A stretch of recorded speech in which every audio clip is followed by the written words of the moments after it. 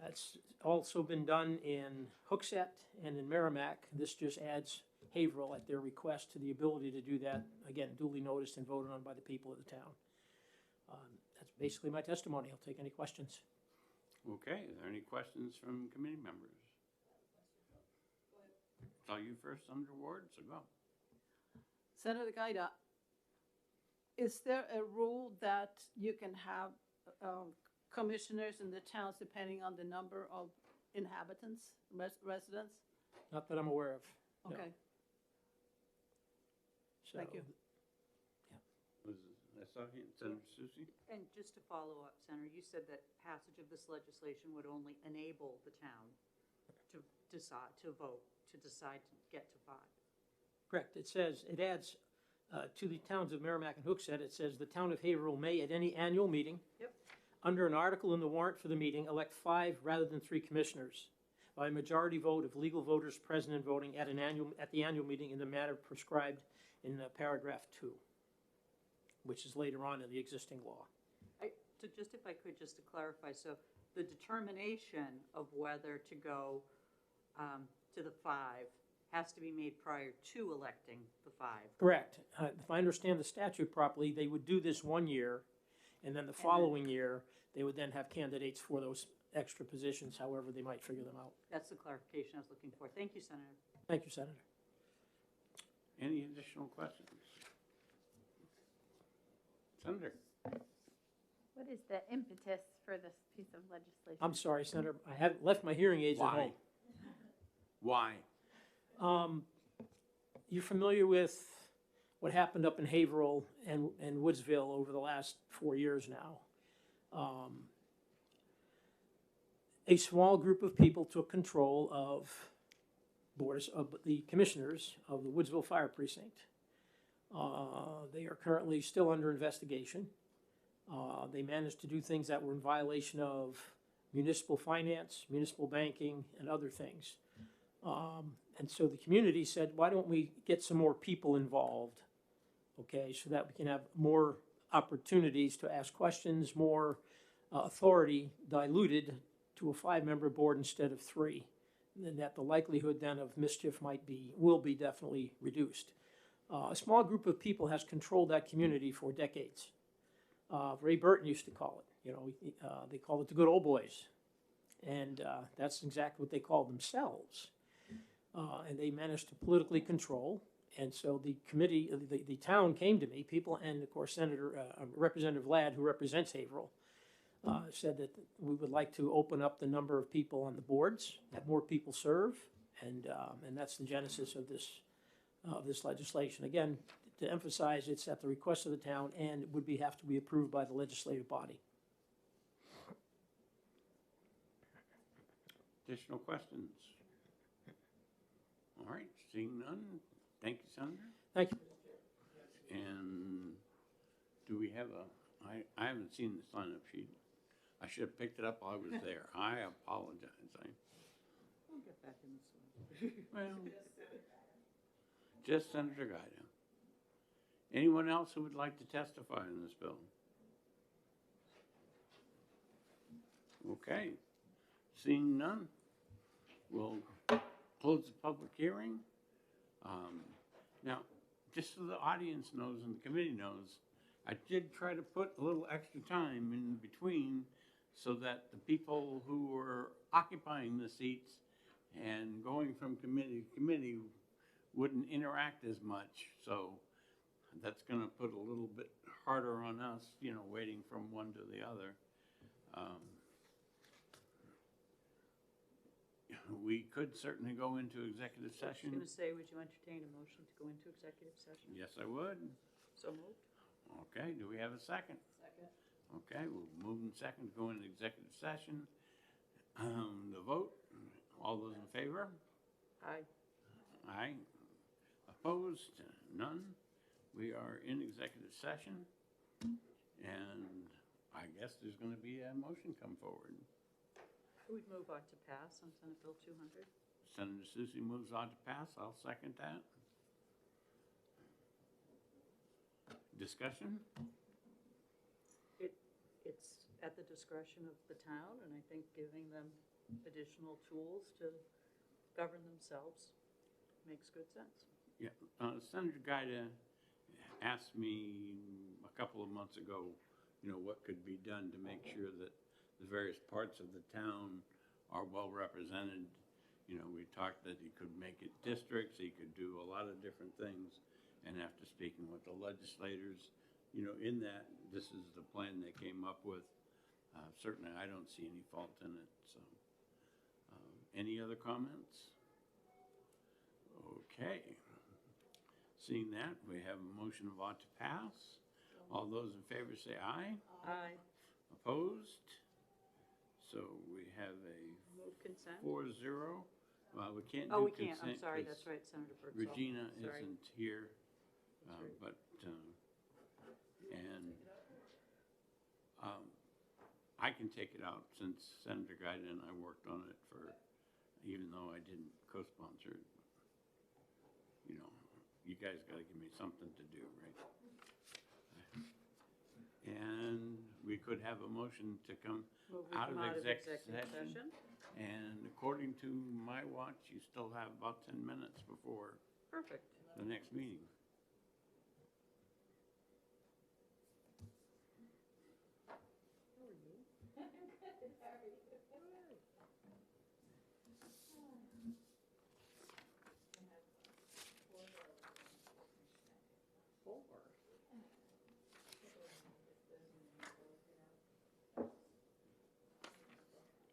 Remember I told them about this, just remember when we get back to live. Gotta be moving around a lot.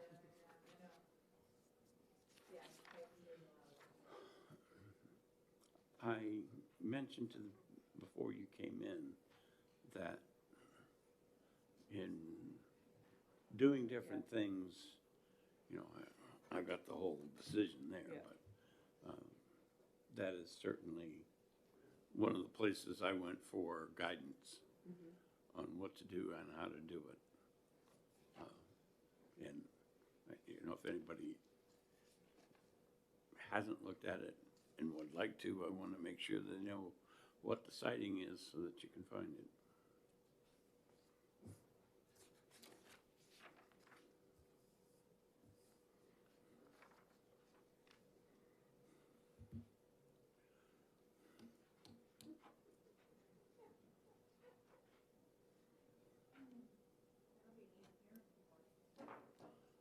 There's nobody here from Mapathon, right? Have it done? Okay. I did ask Mapathon when they would have the revised numbers. Oh, based on the city blocks. Well, not only that, but one of the maps that they did for the executive council had Litchfield in the wrong council district. So that threw off the percentages even on that one. And then because of Manchester and Nashua have redistricted, Manchester isn't going to affect your total deviation as far as I know, because the percentages are so close. Right, the wards are. Whether you do 2 wards or 2 Senate districts or 3, it was still all within plus or minus 1 or 2%, which doesn't get you to deviate. Yeah, the ward lines were pretty even. So, but that will be a piece of testimony certainly that I would like to hear from them.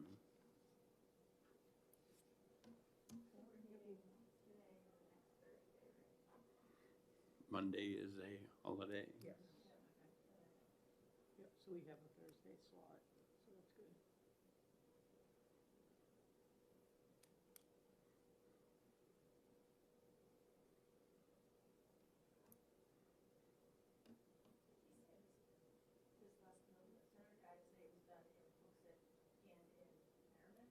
Yeah, it's actually in the text of the bill that it's in Hooksett, yep. Oops, I can separate the pages. Yeah, yep, Town of Merrimack and Town of Hooksett. It's on line 6.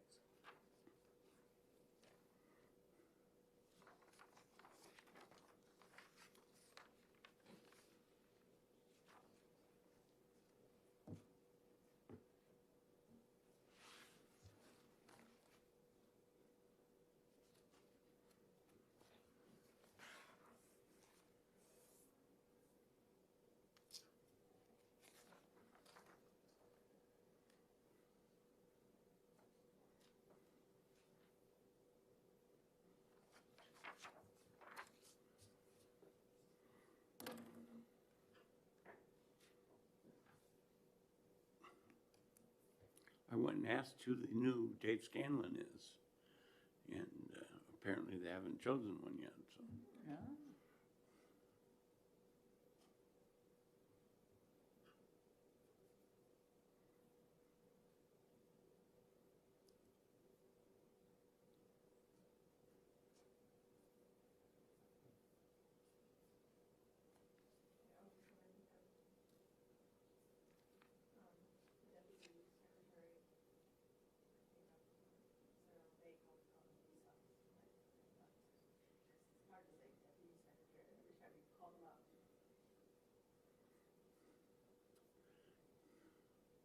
I always found that Dave worked pretty well.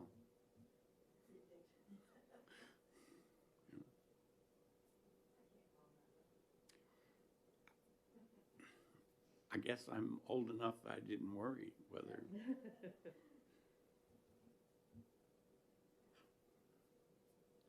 If they chastised me too much, I would tell them they were always supposed to respect their elders, and I'm an elder.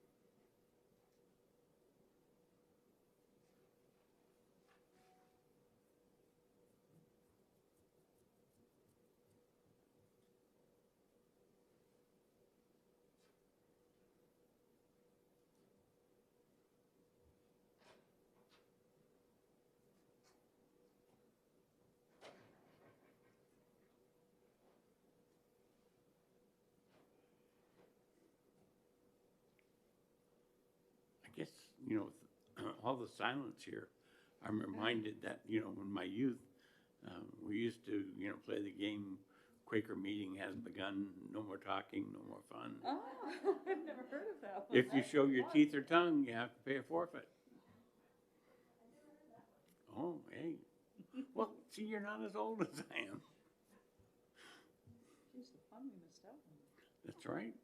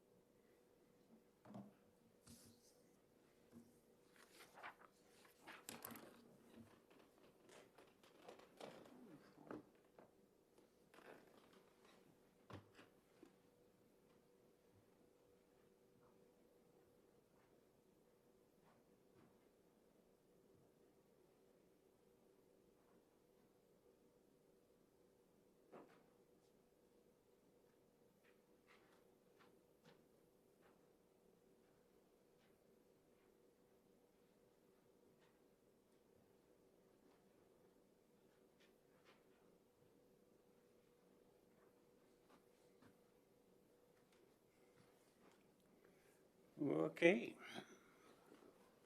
We'll start the public hearing on Senate Bill 242, and here, you're closer. I am the prime sponsor. I will introduce the bill if Senator Susie allows me to. Absolutely. I am James Gray. I represent Senate District 6, which starts up around Alton, goes down Route 11 to Rochester. This bill is a bill that Senate did pass last time. It was part of an omnibus bill, best I remember, that right now resolves a conflict in the statutes. The RSA 658-24 and RSA 659-58 has some conflicting language, and this language was approved by the Secretary of State's office. And what we're trying to do, especially in the smaller communities that have a very big difficulty in getting all of the election officials actually named, this allows them to participate if their name is on the ballot for some other reason. And I'd be happy to take any questions from the committee.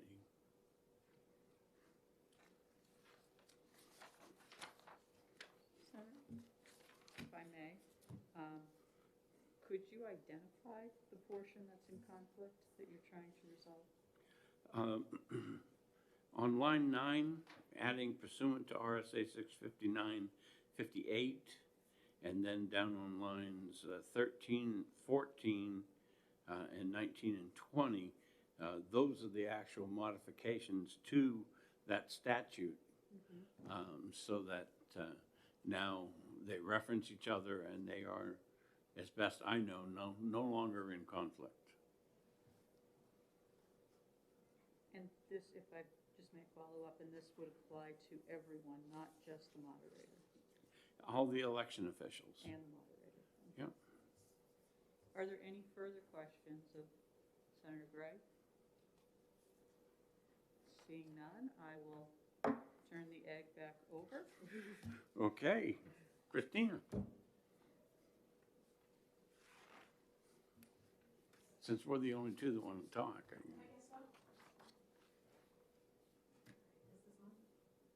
Just hit the button. Okay, I just wanted to be sure. Christina Guilford, Derry Town and School Moderator. I have always found this a big conflict in the RSA, and I really feel that this is needed to clear it up, because while there are tons of things that can be done, the actual counting should not be done by a person who's actually on the ballot, and it really needed to be clarified. So I really appreciate this bill, and I fully support this bill as the moderator of the largest polling place in the state. Even though it was, your intention was for small places, us big ones like it too. I recognize that it can be a problem anywhere. Yep. But there are actually communities where the population is small enough that if you don't have this, they can't really legally hold the election. Yep. All right, questions from the committee? Seeing none, thank you very much for your testimony. Is there anyone else out there that would like to grace us with your presence up and testify? Seeing none, we'll close the public hearing.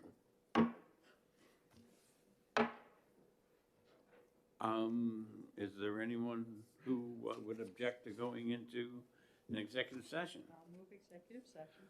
Okay, and I'll second it, or, okay. All those in favor of going into executive session, say aye. Aye. Opposed, say nay. No nays. All right, we are in executive session. This bill has been through us a couple of times now.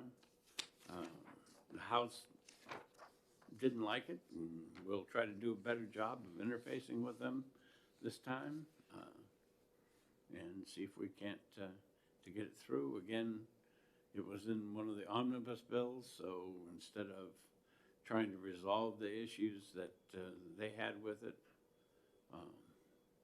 they chose to punt, and that's their choice. The only thing I would note is we did receive an email, at least I did, Tricia forwarded it to us from the Milford moderator, who was opposed to the bill. I'm sorry. I'm sorry. We did receive written testimony from the Milford Town Moderator in opposition to the bill. Could you refresh my memory? I don't. Sure. I It don't says, actually committee members, remember. as Milford's Town and School District Moderator for 14 years, I'm opposed to 242's proposed prohibition on the moderator being present for and overseeing the tabulation of votes when the moderator is on the ballot for a non-election official position. New Hampshire has a centuries-long tradition of moderators holding multiple offices, providing the offices are not incompatible, which prohibits in RSA 669(7), which prohibits individuals from holding certain multiple town offices. An excellent case in point is the number of moderators who simultaneously serve as state representatives. Moreover, moderators swear an oath, just as members of the committee have, to enforce the Constitution. Prohibiting moderators from performing what is arguably their most important responsibility implies we cannot be trusted to uphold the oath. I don't know if you want me to go on, but it goes on from there. No, that's fine. In actuality, what this bill does is it prohibits them from touching a voted ballot. Doesn't prevent them from overseeing, assigning election officials to various positions, doing all of the things, including the pre-count of the ballots that the moderators usually do with the town or city clerk.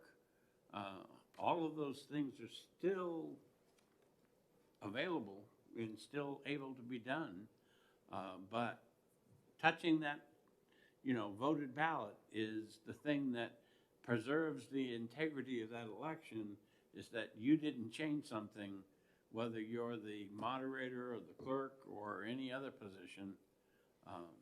So I understand the comments. If they go further than that, certainly couldn't address them, but like I say, you can't, if you look at line 14, handling of marked ballots and the counting of votes. Okay, and that's the actual counting of them, not recording them and putting them down or whatever, which is the duty of the clerk anyway, and not the moderator. But in certain towns, the distribution of duties depends upon the personalities and skills of the people there. So what may be in the election manual assigned to one particular individual sometimes actually gets accomplished by either a designee or one of the other election officials. So. Any other comments? Okay. I guess since it's my bill, I'd move ought to pass. I'll second that. Okay. Any additional discussion? Okay, seeing none. All those in favor ought to pass, say aye. Aye. And any opposed? And it can't go on consent, so it's what it is. And Oh, it's Senator Gregg's bill. hey, I'm going to be standing up there for the one before it anyway, so I might as well do this one too. All right, motion to go out of executive So session. moved. And we have a motion second. All those in favor say aye. Aye. Okay. There's nobody left to oppose, so we're out of executive session. And we've got 10 minutes before the next bill. So who's taking it up? I'm going to take it out. I mean, if anybody wants to fight, I'm good with it.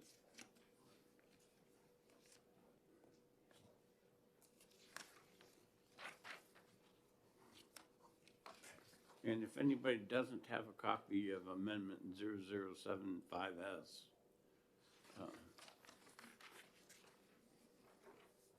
it's the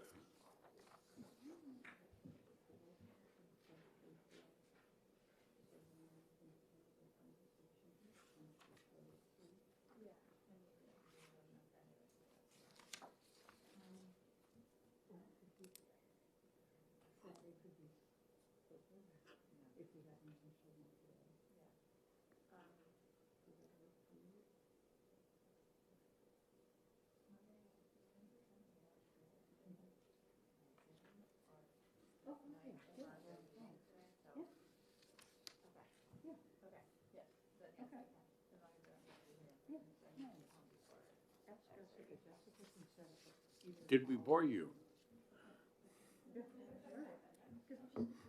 I guess you didn't hear me.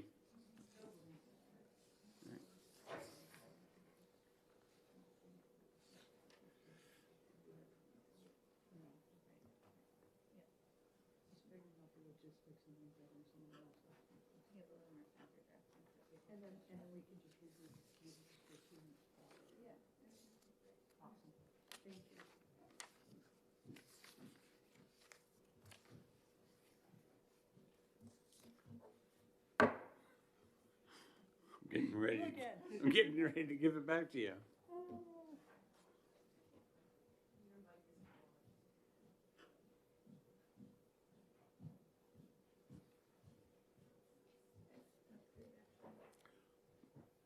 We haven't even had an opportunity to have the committee lunch, you know.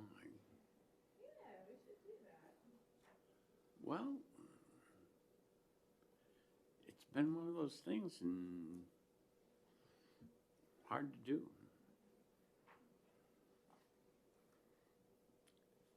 I guess we could wait till Hot Dog Day and, you know, find a blanket out on the lawn.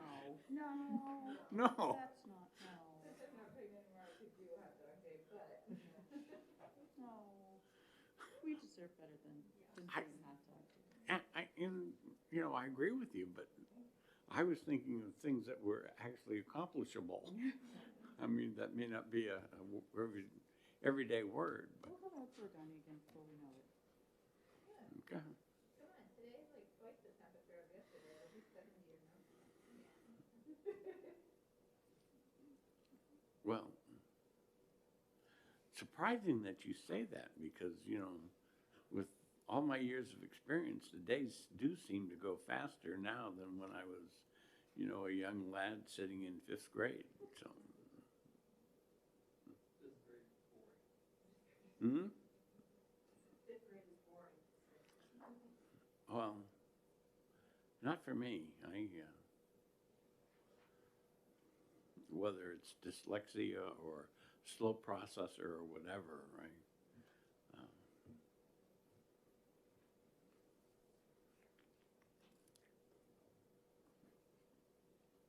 One of those things.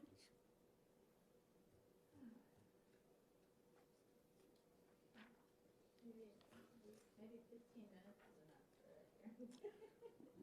Well, I think the idea of trying to get people circulating in and out is actually, I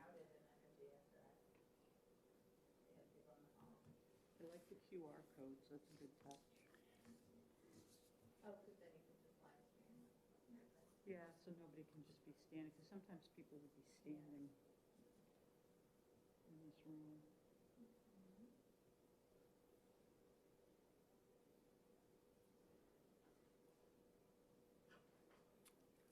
You know, Donna, between the two of us, we could probably write a bill that, you know, would get a lot of people to show up.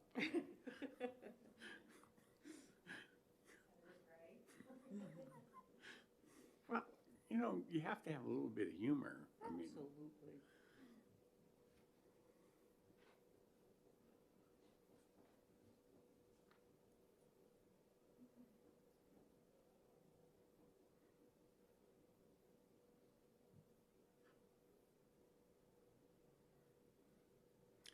that gentleman that wanted us to pre-negotiate a deal at the public hearing, he did call me up, and I was on the phone with him, and he says, well, why can't you?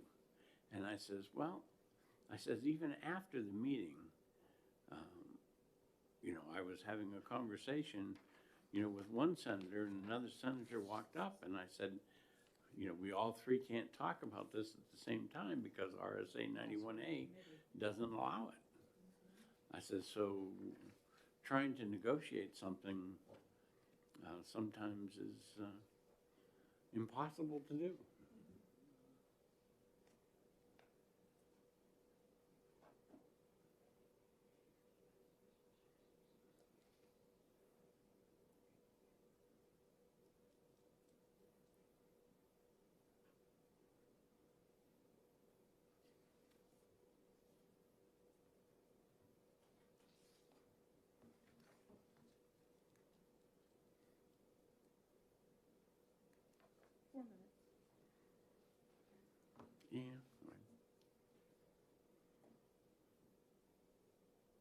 should have brought down the crochet hook, huh? So Senator Gray, your mic is hot. It's good. This is being streamed. I'm- If it is, it is. Oh, my goodness, she's so, It's okay if they know I crochet. she is big. Pretty much the way that they used to make nets and stuff, the fishermen. You don't use a crochet hook, but you know, a ball of string and Twine. yeah, Needs a lot of knotting. yeah. And that's really all crochet is a bunch of knots.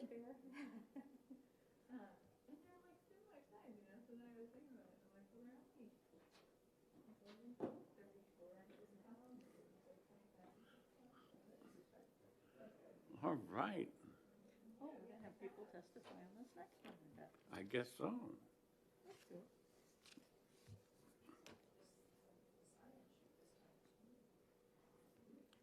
Oh, we got our new books. Oh, his first visit and he brings gifts. The new secretary bringing us gifts. So I won't be able to say I don't know what day it is anymore, huh? Well, thank you. White, It's gotten so big, they spiral bound. Wow. That must mean we're Ours- passing a lot of laws. ours have been spiral bound. The ones that they put out upstairs. Are not. And I'm assuming that that's the printing on the front is lilac in honor of the Lilac City.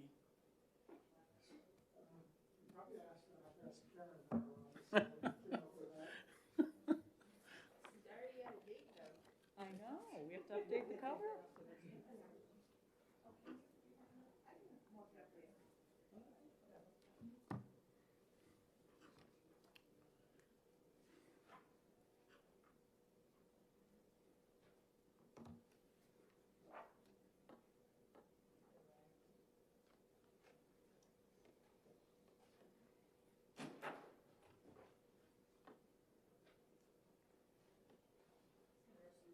Yes?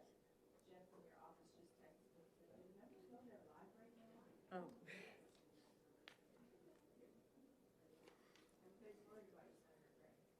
Is that right?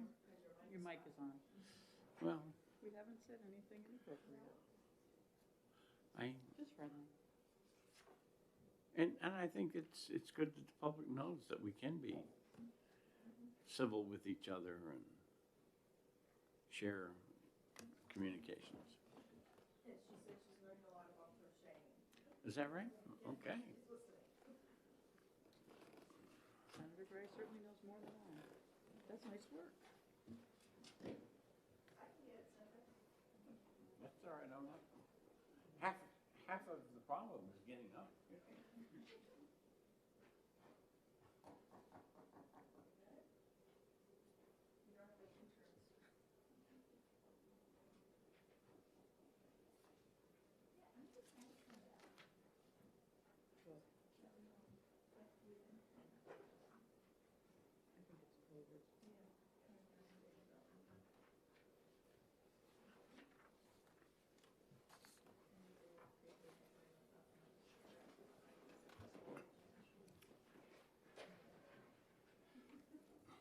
We'll call the public hearing to order on Senate Bill 328.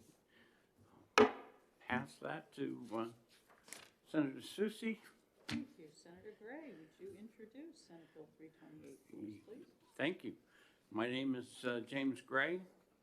I'm representing Senate District 6, which is Barnstead, Gilmanton, Alton, New Durham, Farmington, and Rochester.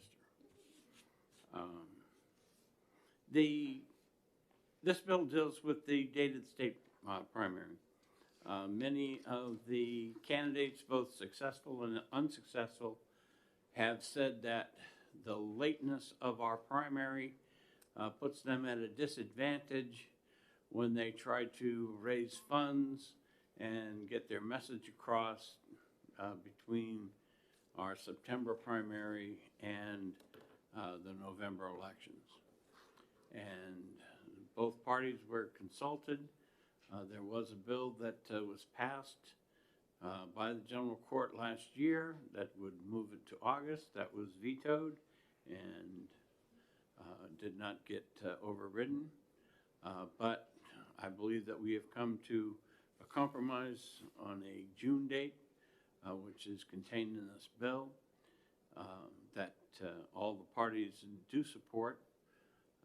If there are small adjustments like the effective date, which is in amendment number 2022-0075S, which your copies are over there on the table, which changes the effective date so that it is clear that it does not apply to the primary that will be coming up this year, and that it will start 2 years from now.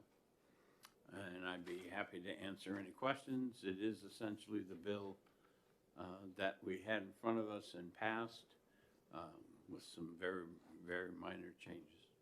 Thank you, Senator. Any questions? Senator Perkins Coca? Thank you. I just had a question about on page 2, lines 5 through 7. The way it reads, it seems like the Secretary of State would have discretion to change the date of the primary election. And I understand it's supposed to be sort of a corresponding change, but I guess I was wondering if the sponsor could elaborate and whether we may need a little more clarification there. The old expression, stuff happens, and I think some people use a different word for stuff. And this was, you know, if there is something that comes up, if there's whatever, that the Secretary of State would have the ability, you know, to make some modifications to that date.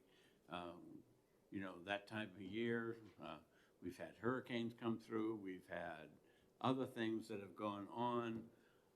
And again, I think it gives them the option, maybe since the Secretary of State is due to testify according to our list, that he might expand on the things that he might use that section of the law to change. Any other questions? Yeah, any further questions? If not, thank you, Senator Gray, and I will pass the gavel back to you. All right. And I will call the Secretary of State, David Scanlon. It's the first opportunity we've had to address him as such in front of our committee. And we'll take you next, Mr. Say. Thank you, Mr. Chairman. David Scanlon, Acting Secretary of State. Thanks, Grant. Here in opposition to the bill, it should be no surprise that our office has opposed moving the date of the primary consistently in the past, with primary concern being the impact on voter turnout. And when we move the primary to June, the concern that we have is that it will be a significant change for the general population of the state of New Hampshire to get used to that. It's also a time of the year when the schools are getting out, vacations are starting.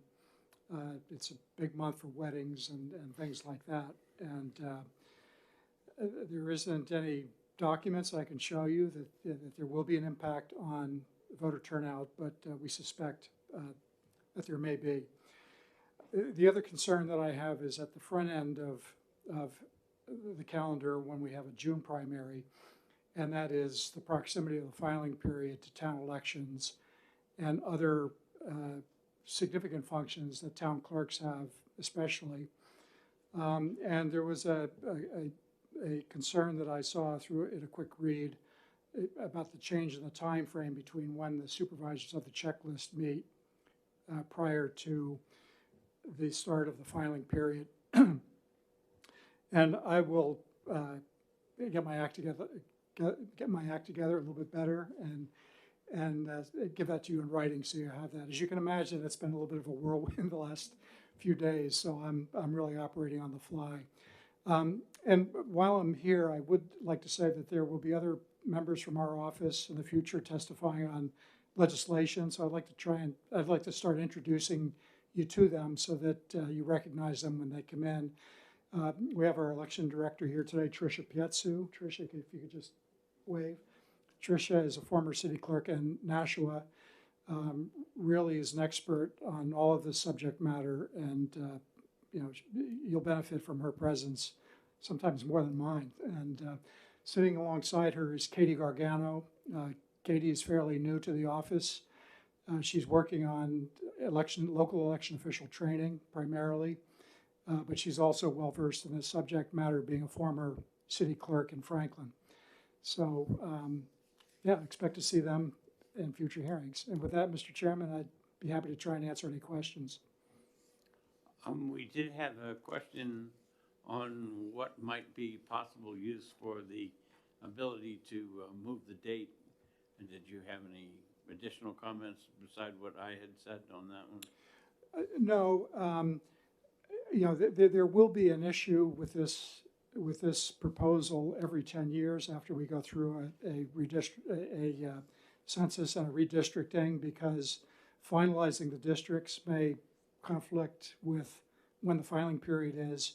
And of course, we need time to prepare in our office to make sure that we have the proper districts prepared so that when candidates come in to sign up, they know what they're running for.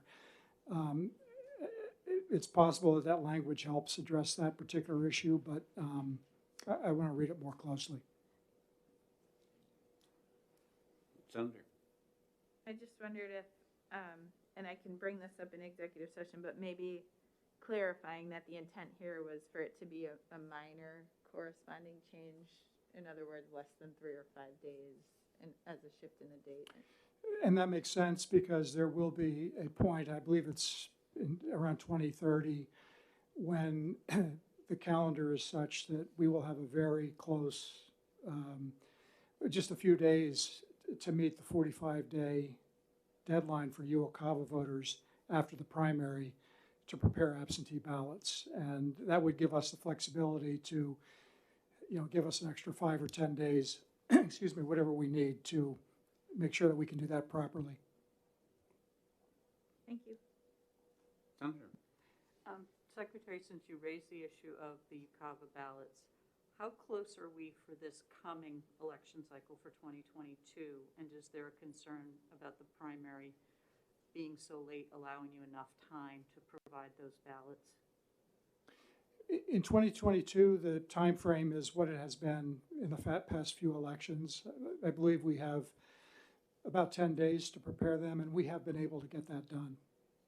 And you're confident you'd be able to do so this Yes. cycle as well? Thank you. Additional questions? Thank you. Mr. Secretary. Alan. Alvin. Thank you, Mr. Chairman, members of the committee. My name's Alvin C. I live in Loudon, and I am in support of the bill. But I do want to make note of a couple of things.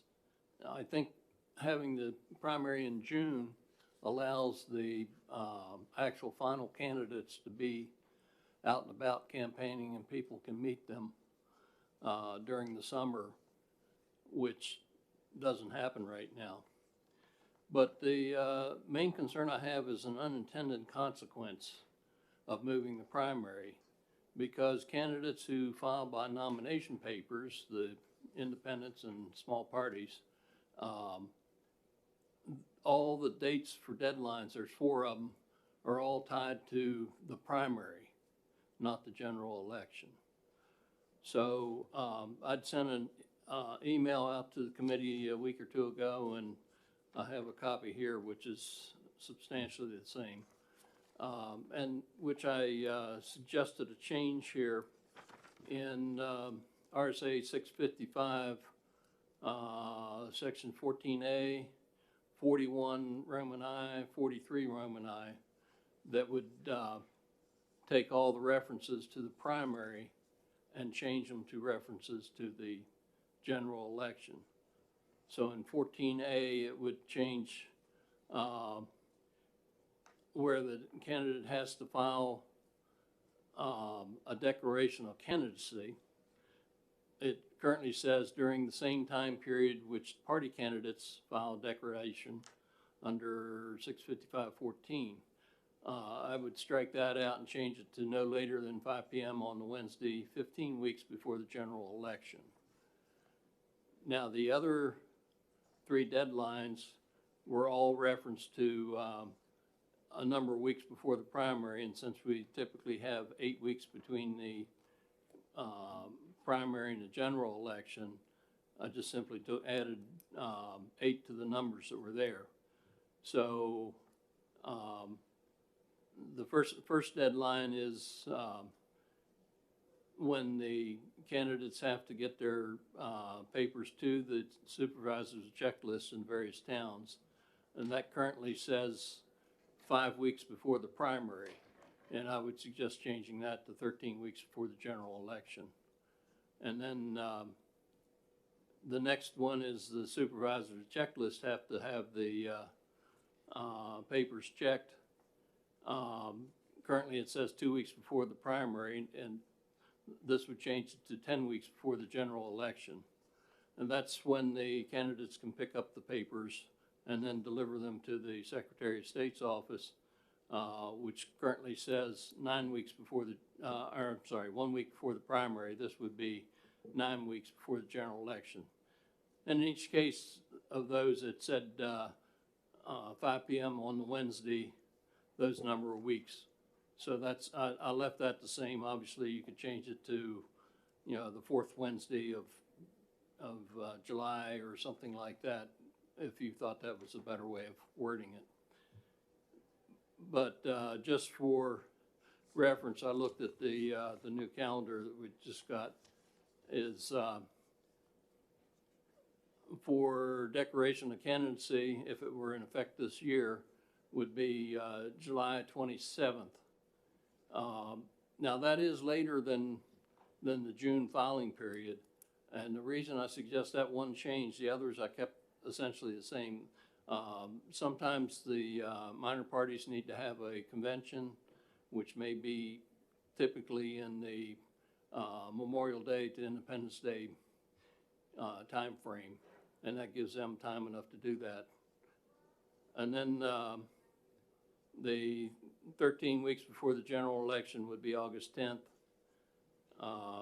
And, you know, based on the current law, that's when they'll have to have it done anyway. So whether it's 13 weeks before the general election or 5 weeks before the primary, comes out to the same thing.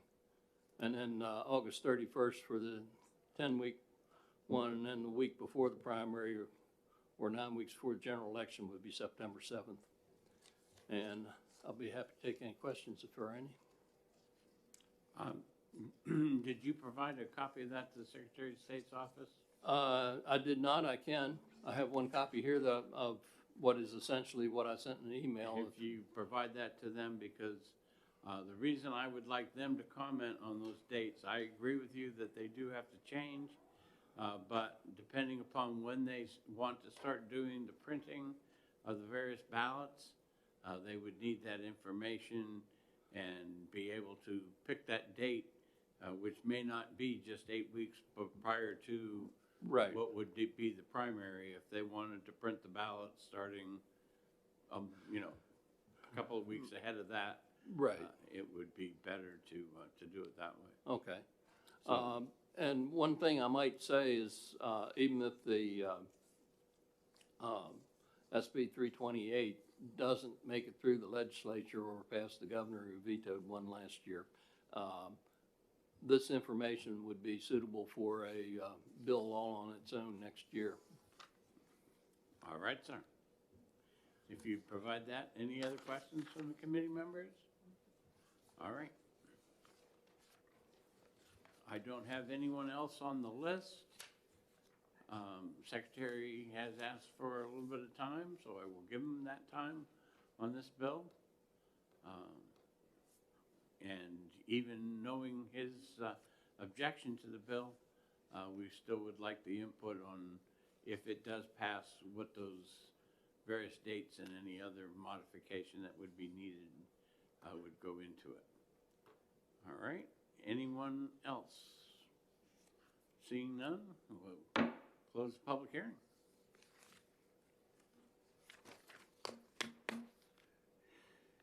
And, oh yeah, we're down to 4 minutes.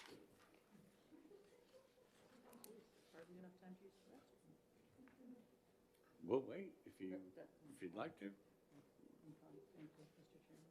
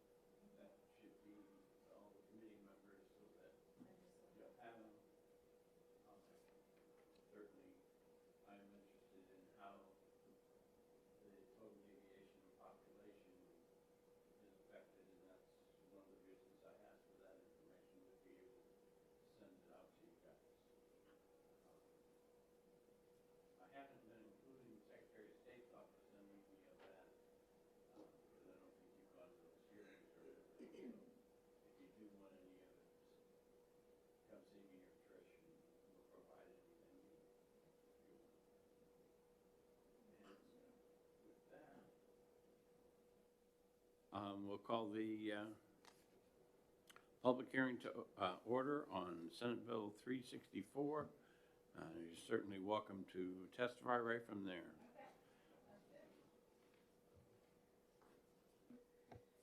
Thank you, Mr. Chair.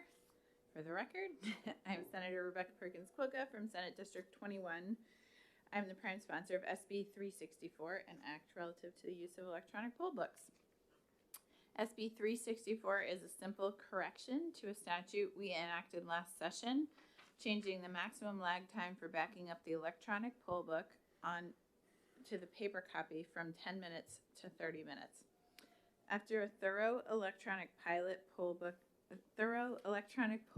pilot program, which received nearly universal support, last year we enacted a permanent electronic poll book program. After being in effect for several municipal and special elections this year, the local clerks and election officials have brought to light a few fixes needed to make this program more efficient. Then Deputy Secretary of State Scanlon worked with me on crafting this bill, and I believe it will give our poll workers additional time to comply with our new program during election day, specifically after the Secretary's office visited an election in Derry and saw that there was logic to providing additional time at the request of the local clerks. Mr. Chairman, thank you for the opportunity to present. I'd be happy to answer any questions. Questions from the committee? Thank you very much. And next on the list is the Secretary of State.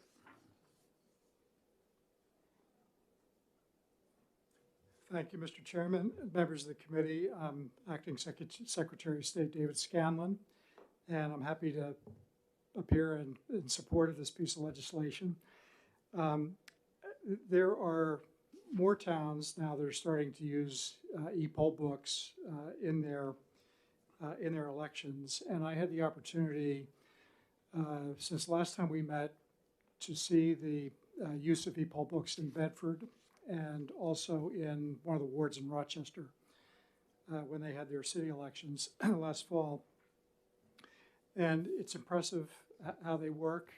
The election officials are really happy with them. The voters are excited about them. And one of the great benefits starting off is that a voter can go into the shortest line when they arrive. Lines move quickly and efficiently, and that saves time. And then the benefit that the local election officials see at the end of the day, of course, is the speed with which they can count the number of voters that checked in, and that is also a time saving. The change in this bill was to give a little bit more time to keep the parallel paper checklist up to date. And at this point, it's important that we have that parallel system in place so that in the event the e-poll book system fails, there's a backup that can be implemented that is as up to date as possible. Bedford struggled trying to keep up with the current 10-minute deadline that was in the statute, and part of that may have been just the size of the polling place and the number of voters that go through Bedford. Rochester seemed to have no problem at all keeping the checklist up to date within minutes. So 30 minutes should be more than enough time. It's certainly the outlier, and I would not want to see any towns taking longer than that to do it, but it's reasonable, at least at this point in the game. The one thing that I would like to add is that we have issued an RFP, and I'm not sure if we've hired a vendor yet or not, to develop a program so that the towns will be able to have an interface to take the voter information of who checked in at the polling place and be able to send that so that it can be fed into the statewide voter registration database, which will also save supervisors of the checklist a lot of time. And then the other great thing about this bill is, we may learn a little bit more as we go through the municipal elections, and this will be a great vehicle to make any additional changes if they're needed for the e-poll books. So with that, I would be happy to answer any questions.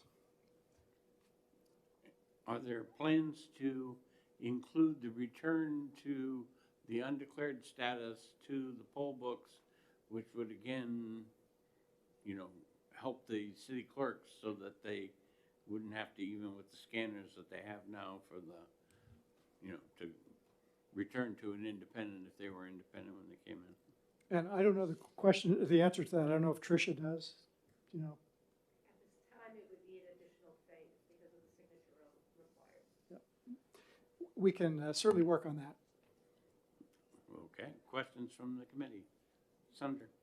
Just a question regarding the RFP. So this would allow, following an election, the town or city to upload to the statewide voters. So we would have that information in a more timely fashion, for example, between the primary and the general election. Yes, yeah, right now, after the election is over, the supervisors of the checklist go through each page of the list with a barcode reader, and they, you know, they update the statewide database that way. But this will be an interface where they can simply take the program, what occurred on the day of the election, and just feed it in and have that information instantly fed into the statewide database. And it's not a direct connection because we want to make sure that our systems are secure, but it will be a much faster process for local election officials. If I just make follow-up, and do you anticipate that being in effect for this 2022 election cycle? We're working hard to make that happen. Excellent, thank you so Yep. much.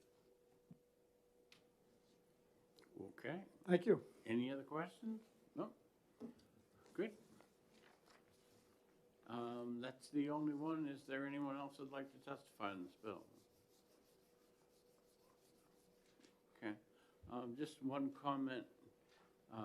If we did want to do something to modify the signature requirement for returning to party affiliation in the statute, since we'll be scanning licenses and the people have already passed their identification, the Secretary of State's office may want to look at that part of the statute and see if they still believe that that signature is required, since we've already verified the voter is qualified to vote. I don't know, you know, I think the signature is also there for, to make sure that they signed the right line, you know, and different things like that.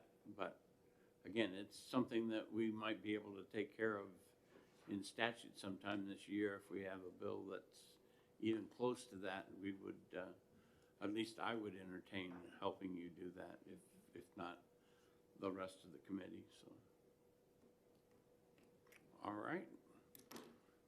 With that, we'll close the public hearing, and nobody suggested any amendments, so if we have a motion to go into executive session, and I'll second it. Okay, all those in favor of going into executive session, say aye. Aye. Opposed? Okay, we're in executive session, and we'll let Senator Perkins Coker make a motion. I move to pass on SB 364. Okay, we have a Second. motion about to pass and a second. Any additional comments? Seeing none. All those in favor of ought to pass, say aye. Aye. All those opposed? And that's 4-1. And Senator Perkins, Just four. I mean, 4-0. Well, I was you just know, looking around. I guess I counted myself twice. No, and, Well, you would have canceled yourself out. That's if you were right. On both sides, Senator. but it was so would have passed. I'll blame it on the lateness of, anyway, Senator Perkins Coker will be taking this one out. Sure. Move we come out of executive session. I have a motion to come out of executive session. All those in favor say aye. Aye. Opposed? We are out of executive session, and our next bill, we have 10 minutes or 9 minutes? Okay. Okay.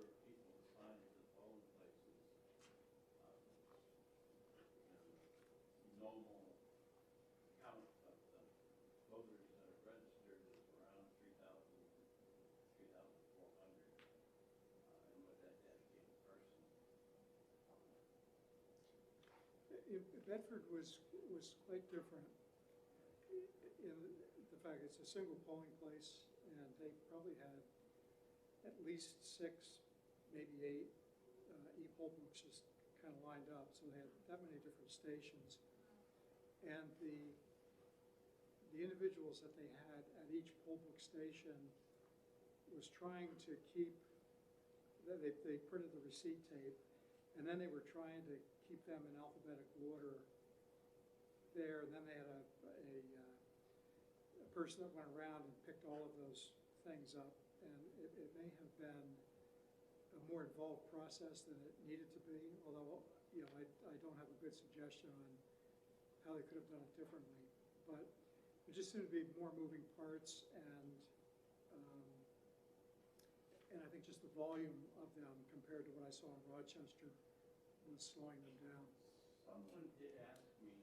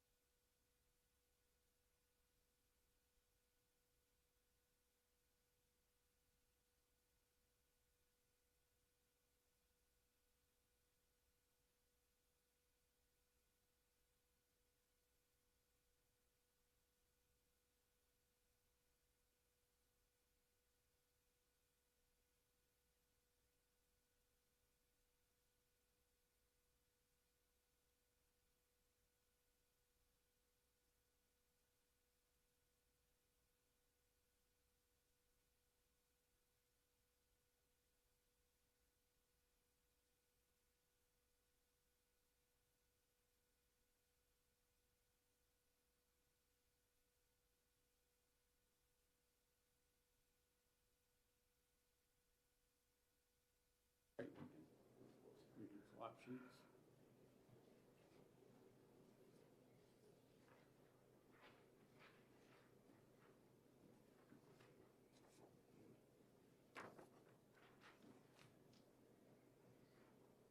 Okay. We'll switch up. We will start the hearing on Senate Bill 366, and I will call on Senator Gray to present. Thank you. I am James Gray. I represent Senate District 6.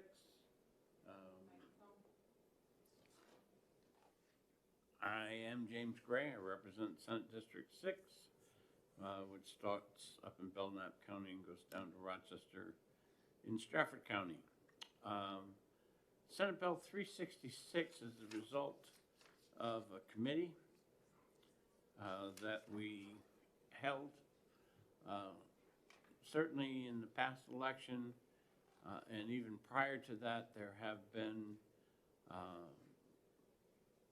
a growing number of people who have called for some kind of an audit of our election machines, and there are people out there who would like to return to all hand counting.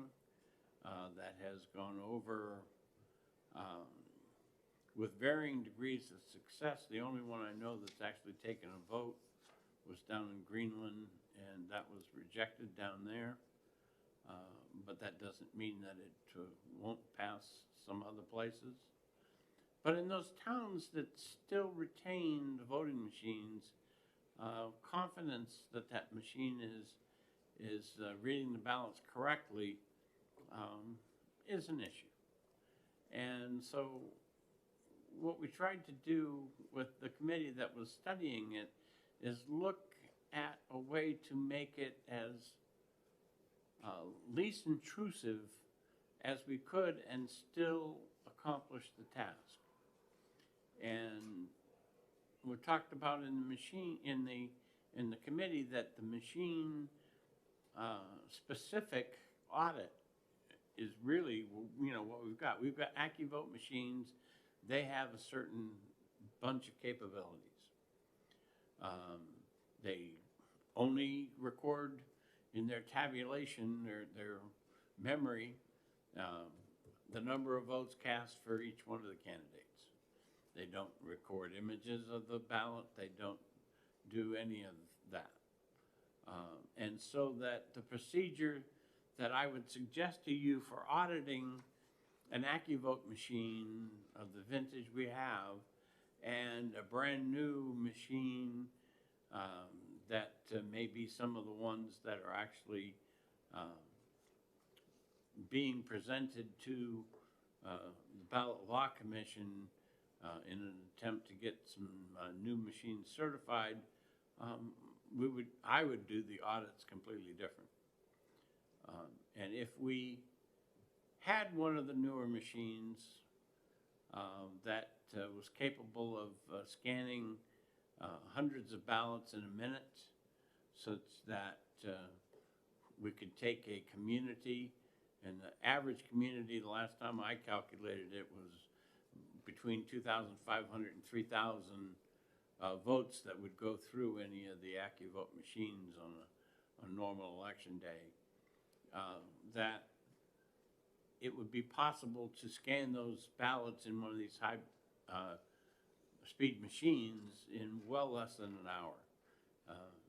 And that two people are working together to get that done, one controlling the ballots and the other operating the scanner or vote tabulating machine, which would actually be. And then the results, just like in our AccuVote machine, could be presented, compared with the vote totals from the AccuVote machine on election night. Any differences would be noted, but then it would take one further step, and that would be that the machine that we would pick would be one that recorded an image of the ballot, and we would compare that image with what the machine's memory contained as votes for that particular ballot. And that would be done on, I believe the bill says 5% of the ballots that were scanned by the machine. And this would be done with a random sample. There was one email that I got talking about this that said, in the primary, because we want to test this, we certainly, want to pick those machines ahead of time that we were going to do for the test. But in the general election, we don't want the machines that are chosen identified ahead of time. And the reason for that is that we need to identify the machines internally ahead of time such that the machines can be programmed to count the ballot that we're talking about, but we don't want to divulge that information such that anyone would do or not use a machine that they would normally, for hacking the machine or whatever you want to call it. So I think it's a good compromise between what we can do and what we can't. Certainly that any other machines other than the AccuVote machine, I believe that we put in there that they would have to have their own audit plan developed and presented to the Ballot Law Commission. And if any of that didn't make it into my final copy of the bill, we'll put it in now. So, but I'm open to any questions the committee has. Thank you, Senator Gray. Any questions, committee members? Senator Perkins Coker? Oh, I think both members do. Senator Ward? Senator Gray, Yes, is ma'am. this going to be done in all of the communities, or are we just picking, or at randomly pick some communities to have this testing done? The committee, originally, we suggested that it be somewhere near the 5% mark, that you take all the machines that are out there in use and you pick approximately 5% of those machines. The committee members thought that was a little high, and so to reach a more unanimous vote, we did actually lower that number down, so it would be a smaller percentage of the machines that would be checked in any one of the elections. But this only happens in one election for the bill, and it would have to be reauthorized, and certainly at that point, I would fight harder to get that percentage closer to the 5%, if not even above it. But that's depending upon, good use of the machines and demonstrating that it is more than capable of doing that. Oh, certainly. And how would you decide which communities are going to be checked? Random, we know which machine, or which communities are going to use their AccuVote machines. We know how many AccuVote machines they're going to use. If it's a larger community, you take that number and then you apply the percentage to it, and you do a random selection based on the community, etc. I believe that we did put in there that they could be segregated by the number of people, so that we wouldn't get all small communities or all large communities, but that the Secretary of State could, segregate the list a little bit, by population, but it doesn't require them to do that.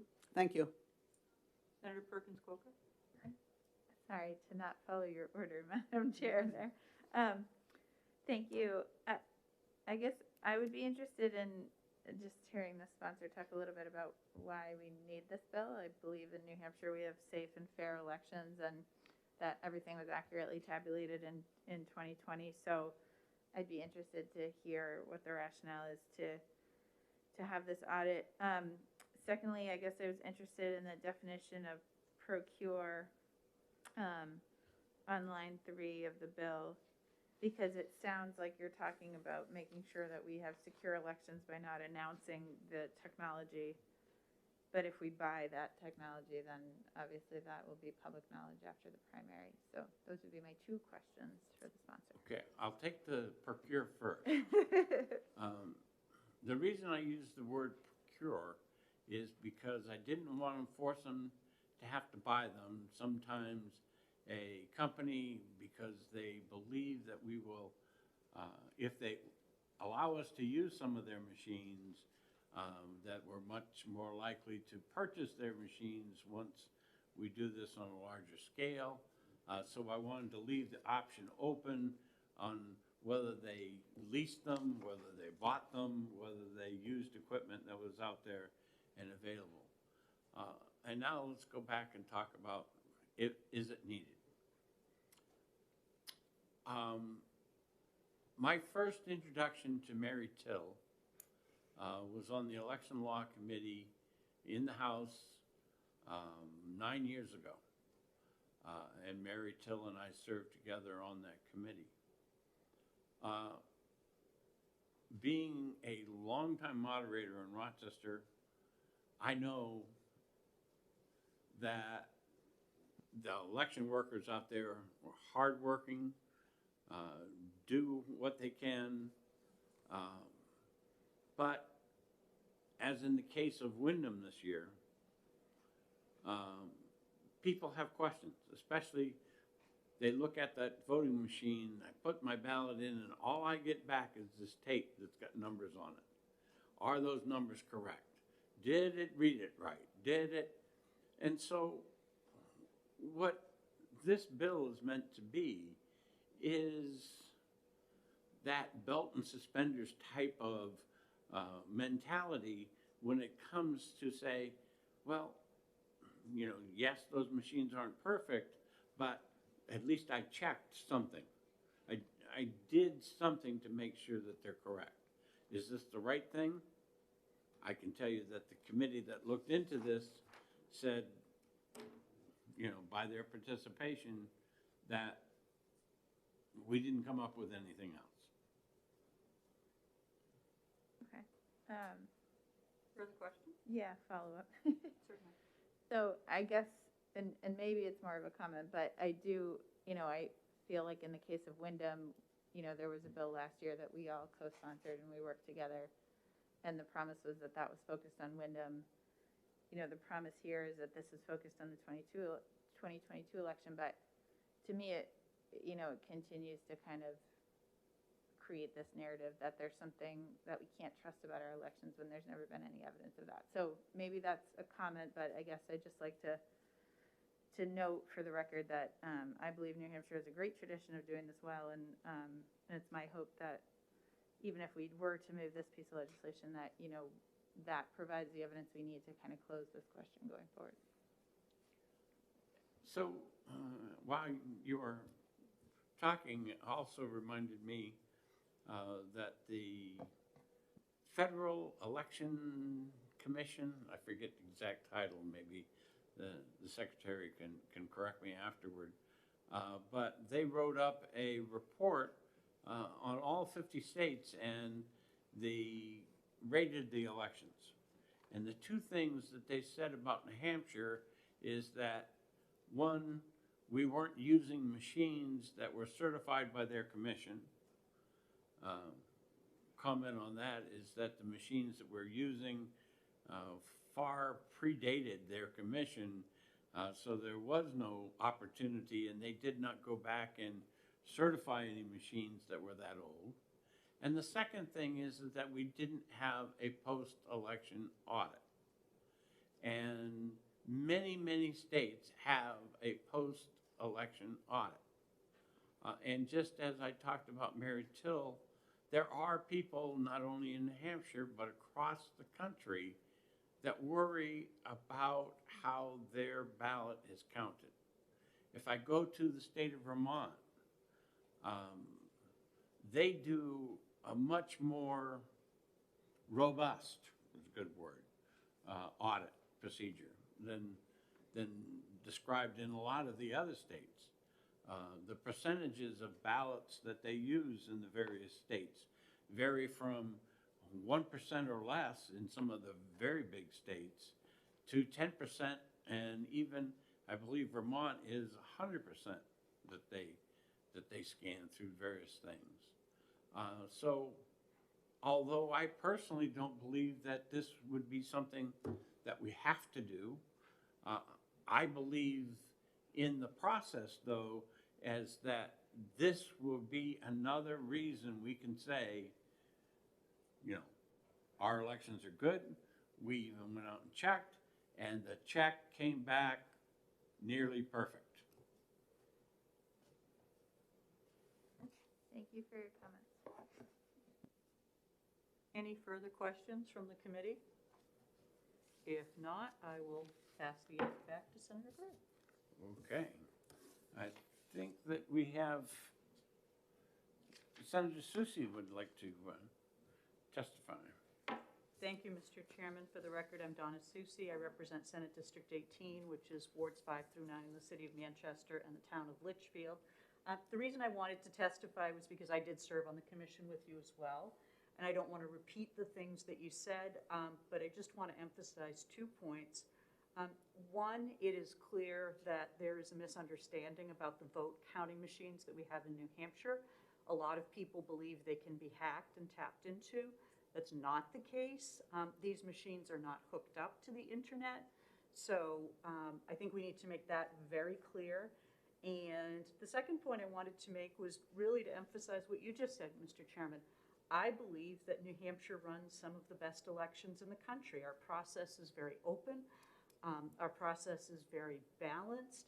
Our process, because of the number of recounts that we have, is almost like an audit process.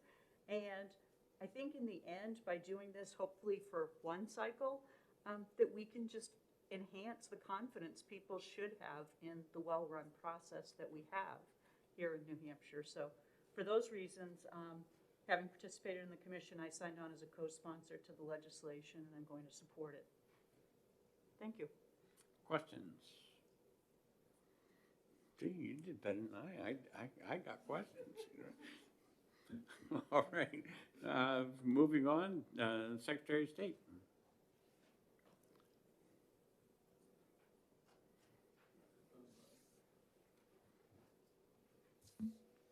Thank you, Mr. Chairman and members of the committee. I'm David Scanlon, acting Secretary of State. I'll get the hang of that eventually.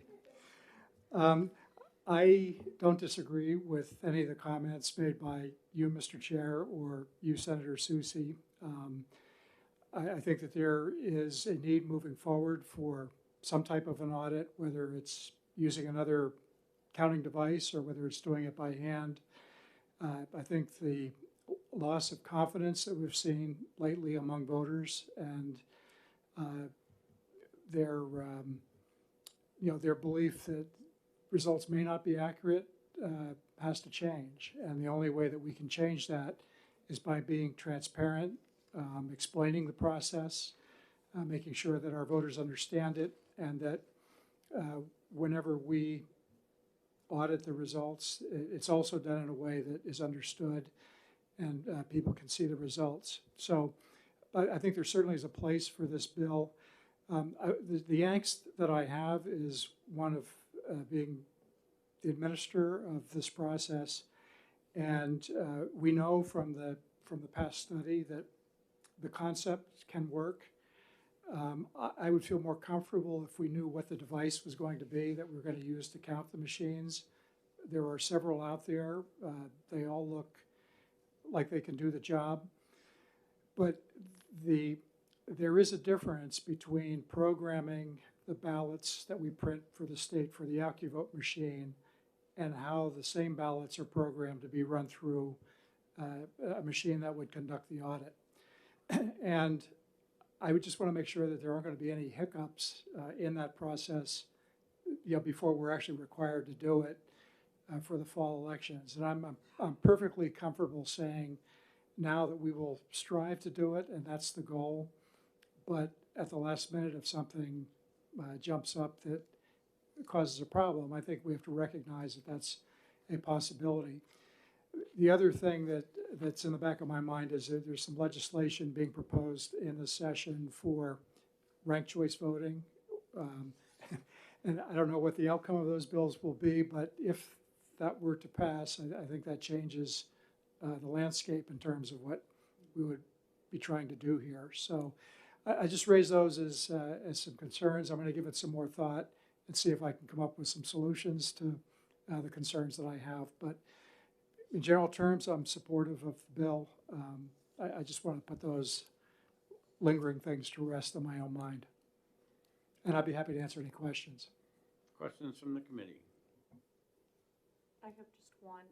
During the discussions and deliberations of the committee, we had talked about the possibility of allowing for the primary audit to take place, but then leaving it at the discretion of the Secretary of State to the extent there's a problem as to whether or not to conduct it in the general. It didn't quite make it into the bill, or at least I wasn't able to locate it.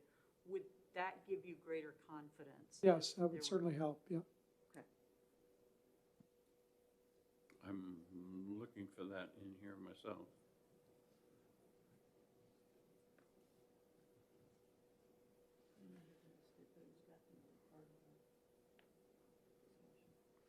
Did anyone else have any questions while I'm looking?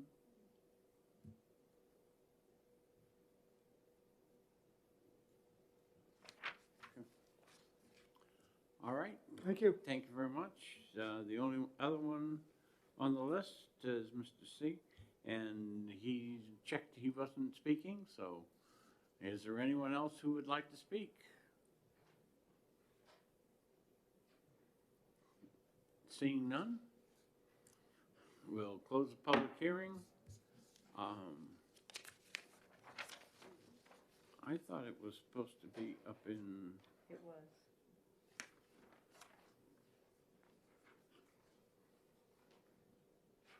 It was definitely language within the report, and it might have just been omitted in drafting, so. yeah.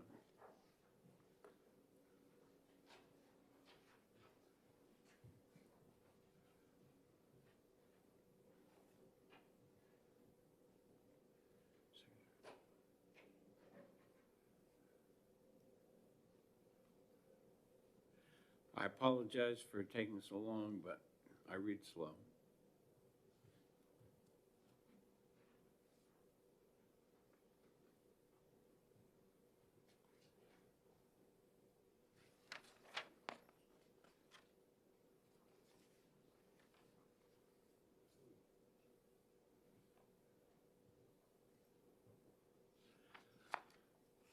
Okay, I don't see it either, my quick read through.